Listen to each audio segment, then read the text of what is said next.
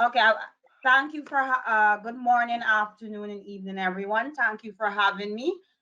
Today, I will essentially look at the basically legal policy frameworks and practical frameworks by means of some case studies in the Latin American and Caribbean region. Next slide, please.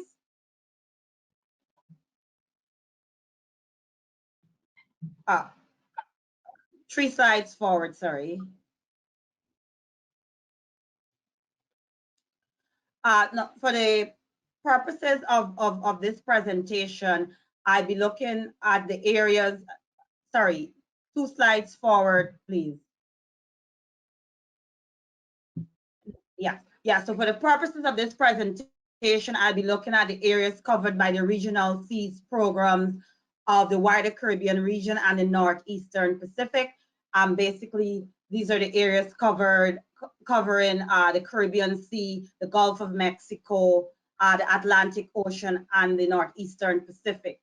And these are a diverse group of countries, including islands, what some are large ocean states, for example, Barbados, which I'll look at shortly.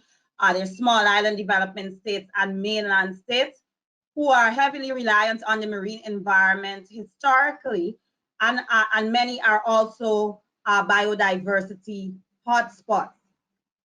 They also rely on the marine environment for ecosystem services, but many of these are under threat, including from land-based sources of pollution and unsustainable fishing. Next slide, please. Now, the use of the reliance on the marine environment is not a new concept. And in fact, many of the countries in these regions are parties to many international and regional agreements that are relevant, including multilateral environmental agreements, trade treaties, fisheries, human rights and surveillance treaties. However, one of the key factors in maximizing the benefits of a sustainable blue economy in consonance with the sustainable development goals is to being integrated and innovative at a regional and national approach by acting in consonance with international and regionally agreed benchmarks on areas such as climate change, biodiversity, conservation, and fisheries. Next slide, please.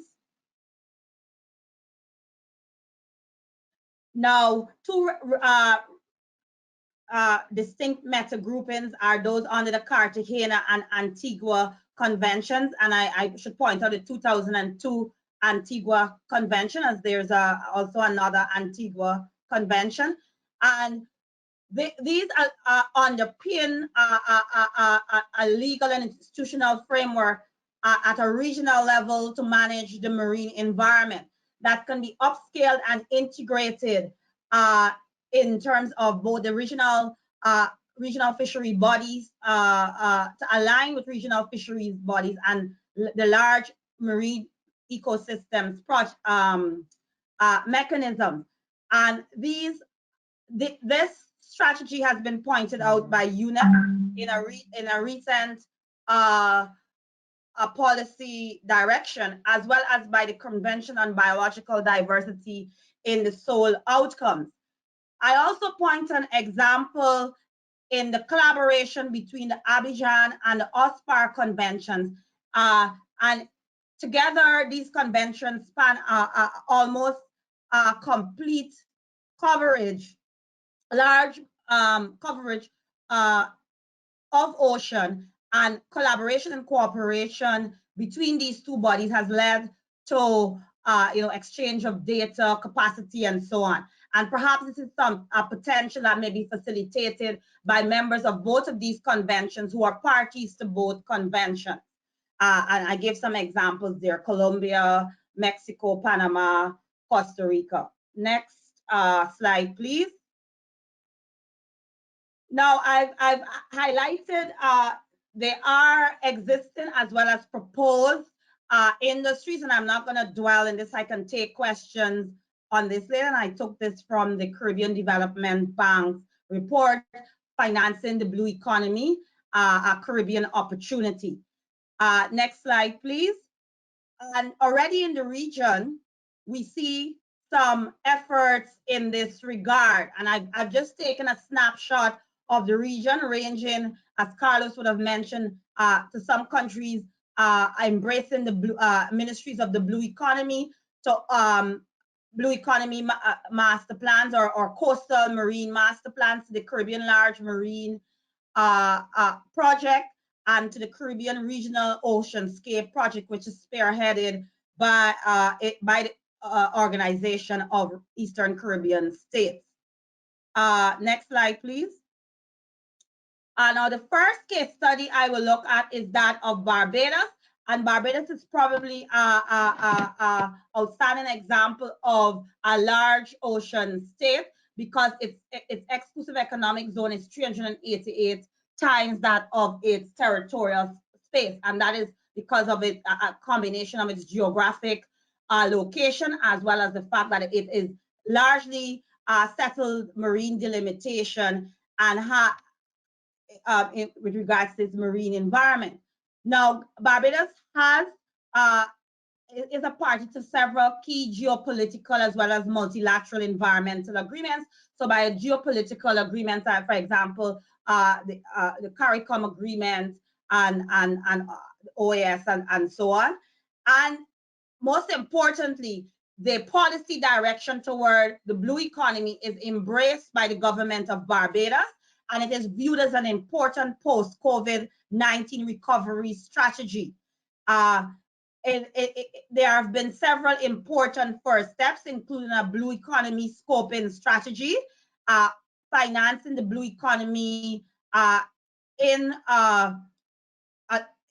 the context of sustainable development goals. And there's also currently a MOU with the University of West Indies in general and UNDP. So this includes the University of West Indies at Cave Hill, where I am, as well as St. Augustine and Mona in Trinidad and Tobago and Jamaica, respectively. Next slide, please. The second case study was alluded to by Carlos in his presentation, and this is literally a newly minted strategy project launched in March 2020, and covers several key areas, including marine spatial planning, upscaling marine protected area management for integration with fisheries, and really solidifying the ecosystem approach to fisheries. And one of the strengths of this project is that it connects dots with already existing projects that would have preceded it or are ongoing, including the CLME Plus project, the project on trawling that FAO has with the LAC region, and CC4Fish and IW Learn. Of course, one of the key questions that will hover is what impact, if any, will the COVID-19 pandemic have? Next slide, please. The other case study I had was the OECS crop project. Again, I can take questions on this case study, but in brief, the OECS is a geographic subgrouping of small island states, many of whom are also large island states, and they have embarked on a very ambitious and perhaps potentially successful project that will include the rolling out of marine spatial plans, marine spatial planning framework, as well as a process framework for both capacity building and technical capacity, which is critical in the countries in the Caribbean region. And most importantly, it has the buy-in at the regional level from states. And the OECS operates a bit like the European Union. So once there's a buy-in in certain areas at the regional level, this filters into the individual state level. And there's also that bit of osmosis between the European Union and the OECS, because two of its associate members are the islands of Guadeloupe and Martinique, which are located among the OECS chain. Next slide, please.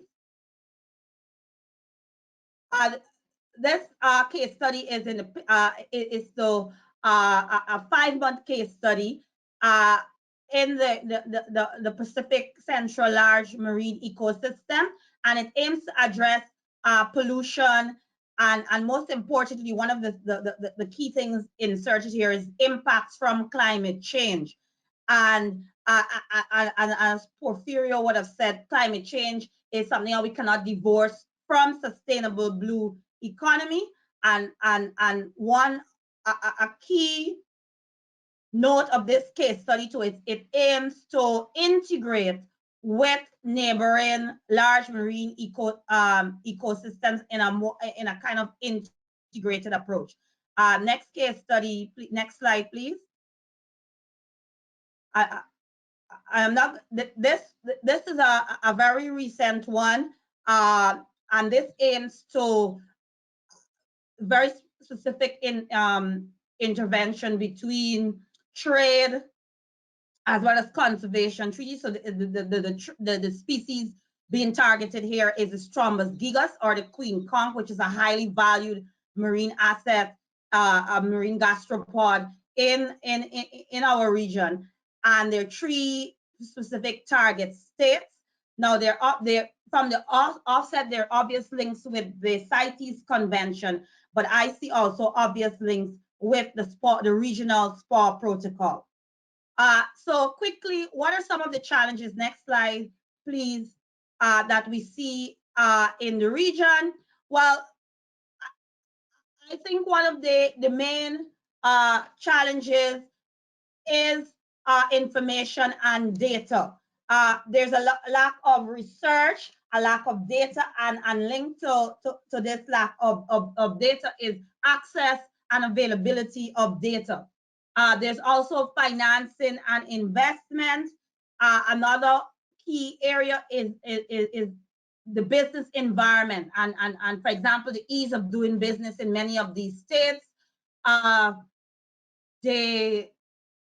One which could be a potential challenge for bringing together the diverse states of the Latin American and Caribbean region is the language, as well as the difference in legal systems. And there's urgent need for increased regional cooperation. I think together we can get farther, not only in terms of technical, but legal, but also in financing and other areas of cooperation. Now, I have some other challenges, including gender inclusiveness, capacity building, education and awareness, and I can elaborate more on these in the question and answer segment. And I'd just like to conclude, if you can go to the final slide, by saying that while there are indeed many challenges to achieving, next slide please, to achieving the blue economy in the Caribbean region, it's certainly not an opportunity it's certainly an opportunity that the region cannot afford to miss, because the sustainability will underpin not only the economics, but also enhance, and is critical for the sustainability of their social as well as environmental capital. And indeed, the marine environment is perhaps the last frontier, and many of certainly Caribbean, small island Caribbean states have exhausted their land resources. So while there are challenges, there are opportunities, and among one of these opportunities, as I cannot underscore, is the potential for cooperation, innovation, and integration among the states of the Latin America and the Caribbean region. Thank you.